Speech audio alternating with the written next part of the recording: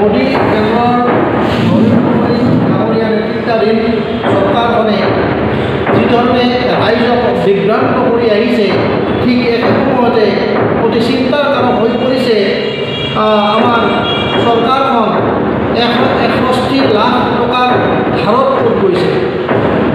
এতিয়া প্ৰধান কথা হ'ল 2014 চনৰ লোকসভা নিৰ্বাচনৰ যি নিৰ্বাচনী কুচকাৱাজ আছিল, যি নিৰ্বাচনী প্ৰচাৰ অভিযান আছিল, সেই সময়ত এইগৰাকী নৰেন্দ্ৰ মোদীয়ে ডাঙৰ মানে ভাষণত ডাঙৰকৈ কৈছিল যে ছুইজাৰলেণ্ডৰ বেংকত যি ক'লা ধন জমা আছে, সেই ক'লা ধন দেশলৈ উভতি আহিলেই দেশৰ প্ৰতিগৰাকী লোকলৈ 15 লাখ টকাকৈ দিব পৰা যাব।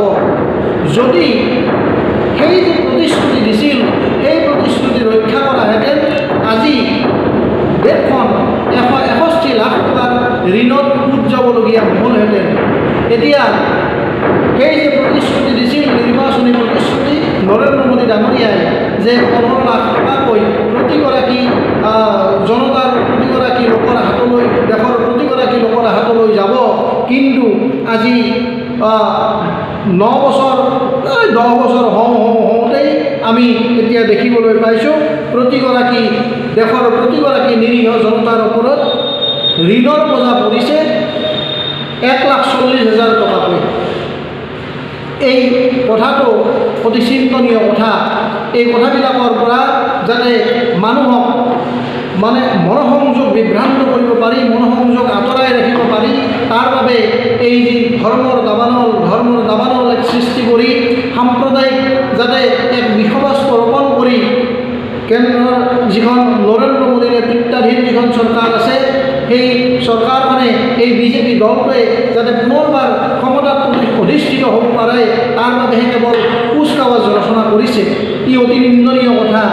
এতিয়া নৰেন্দ্ৰ মোদী ডাঙৰীয়াৰ যি কথা বাৰ্তা, নিৰ্বাচনী বৈতৰণি পাৰ হ'বলৈ যিবিলাক প্ৰতিশ্ৰুতি দিয়ে, এই সকলোবিলাকেই যেন যে ফুটুকাৰ ফেন, এই কথা ইতিমধ্যে প্ৰমাণিত হৈ আহিছে।